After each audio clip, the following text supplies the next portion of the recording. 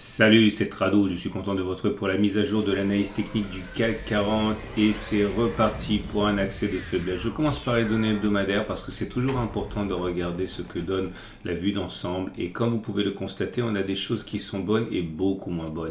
La première des choses, la meilleure, c'est que pour l'instant, on préserve le support hebdomadaire des 7120, 7184, zone de résistance qui a été cassée et qui est déjà attaquée. Le problème, c'est que plus on est prompt à retester et qu'on est lent à rebondir, plus ça montre qu'il pourrait s'agir d'une fragilité ici. Autrement dit, j'aurais bien aimé qu'on ait ça avant de pouvoir éventuellement espérer un rebond, qu'une attaque du support aussi rapide. Alors je ne suis pas en train de dire que ce support va lâcher, je n'en sais absolument rien, je dis simplement que généralement ça montre une fragilité plus accrue que lorsque l'on a un peu de temps avant de retester immédiatement le support, comme si le manque de confiance nous empêchait d'aller de l'avant.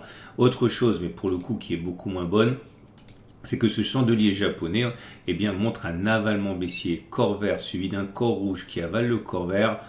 Bon, c'est pas très rassurant, d'autant que la bougie d'avant avait une très longue mèche haute qui nous fait maintenant clôturer, qui nous a fait clôturer plutôt dans le tiers baissier. Ça me rassure pas vraiment. Et dernière chose, c'est que vous voyez bien le canal noir que vous voyez depuis des semaines sur mon graphe journalier, qui semblait avoir été cassé, j'en ai déjà parlé, n'a pas été cassé en fait. Il a été cassé en séance, mais pas en clôture le samedi après-midi, samedi soir, ok. Autrement dit, on a tout à fait la possibilité d'avoir une rotation baissière. Bref, tout ça ne me rassure guère.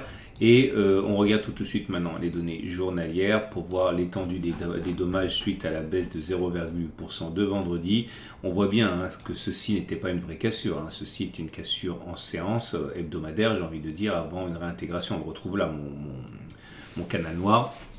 J'ai du coup mis une sorte d'oblique ascendante ici qui pourrait nous intéresser. J'en ai pas parlé de cette oblique ascendante parce que sinon on voit plus rien, c'est déjà quand même assez confus. Mais en fait cette oblique ascendante bleue correspond ni plus ni moins qu'à un autre canal que j'ai pas fait figurer, mais qui correspond à quelque chose qui a parfaitement bien fonctionné puisque vous voyez, ça nous donne, si on détaille un petit peu, un haut de canal noir qui a été touché, canal bleu qui a été touché ici.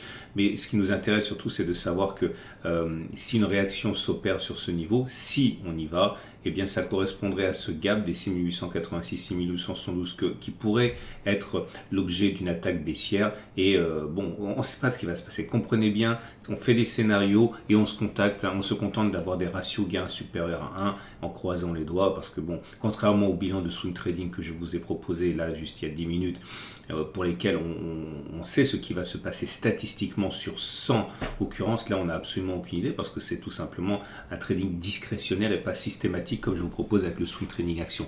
Bref, après ces digressions, vous remarquerez qu'on est vraiment très proche d'une nouvelle attaque du support intermédiaire ici. J'ai enlevé les courbes, les lignes rouges de mes vagues de Wolf ici, je les remets rapidement. Vous voyez, je vous rappelle que selon, c'est ce qui était en rouge encore jusqu'à hier, mais je les enlève parce qu'on n'y voit plus rien.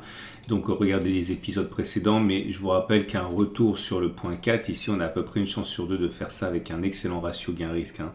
À noter également, parce que ça pourrait nous servir, j'ai une fourchette d'Andrews ici. Vous savez que les fourchettes d'Andrews sont extrêmement efficaces. Un plus haut, un plus bas, un plus haut consécutif. Ça nous invite à considérer là aussi une sorte de conjonction d'éléments d'objectifs. Si on va chercher là, par exemple, cette oblique, n'oubliez pas qu'on a plus de chances d'aller chercher l'oblique de la fourchette d'Andrews que de ne pas le faire. Donc vous voyez, après c'est une question de calcul de ratio gain-risque. J'en reparlerai tout à l'heure pour les trades du jour. Regardez les éléments techniques. Dans les chandeliers japonais du jour, il n'est pas bon, il n'est pas odieux parce qu'il est vert, c'est-à-dire qu'on clôture plutôt plus haut qu'on a ouvert. Mais ça reste quand même une clôture dans le tiers neutre, voire baissier, et puis c'est une baisse, on a 0,81%.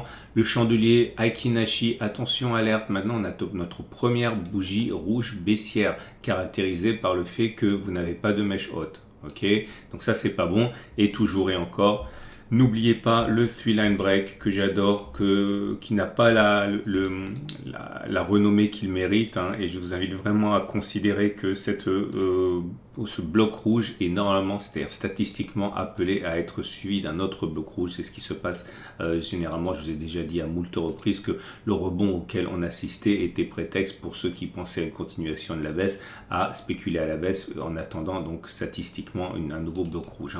J'en ai déjà parlé, je ne vais pas me répéter, c'est déjà assez dense.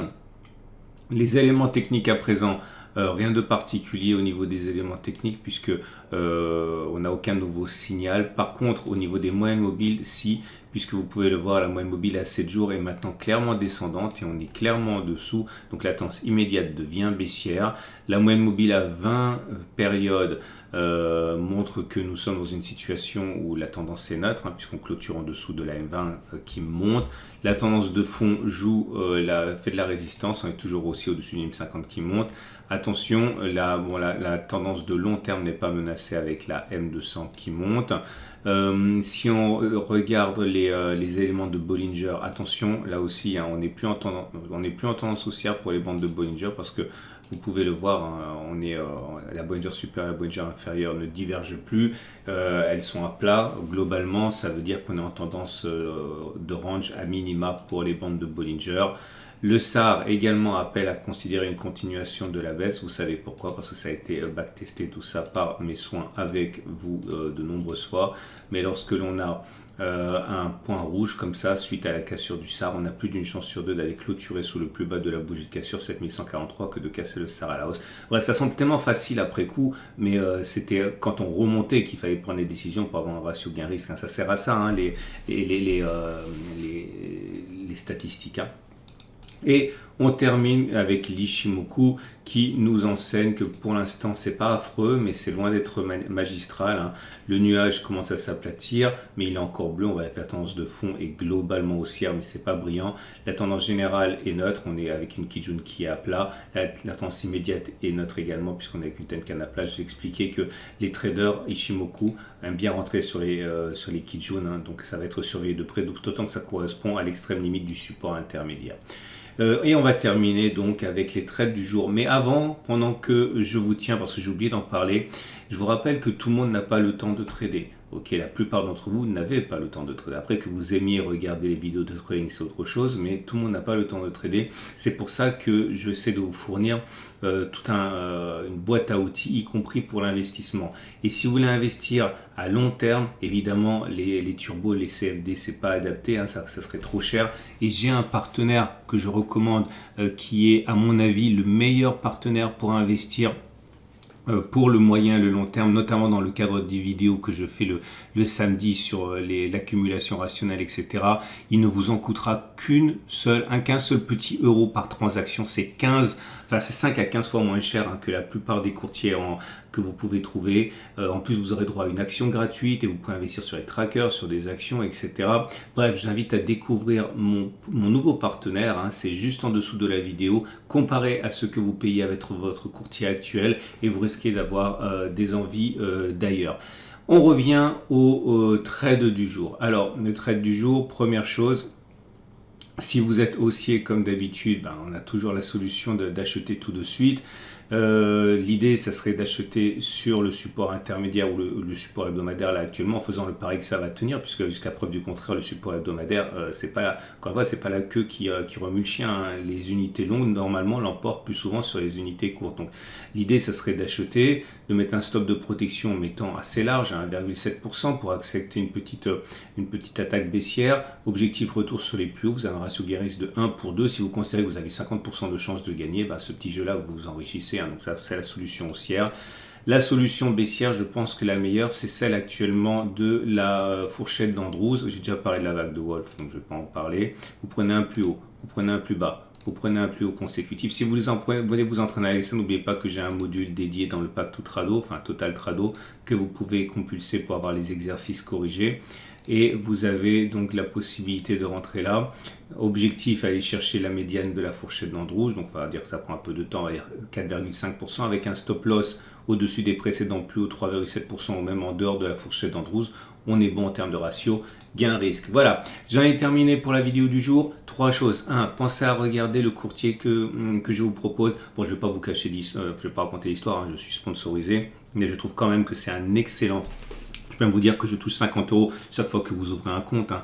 Bon, la transparence, c'est important. Mais même sans ça, c'est un broker, un courtier qui est excellent, que je vous invite à découvrir. N'oubliez pas d'aller chercher les matrices de trading intraday sur le site et de Tradozer Trading, mon site.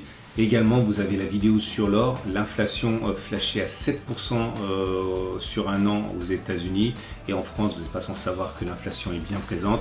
Bref, beaucoup de choses pour vous, et le bilan du swing trading sur action également, parce que c'est important, hein, le retour des stratégies. À tout de suite pour d'autres vidéos.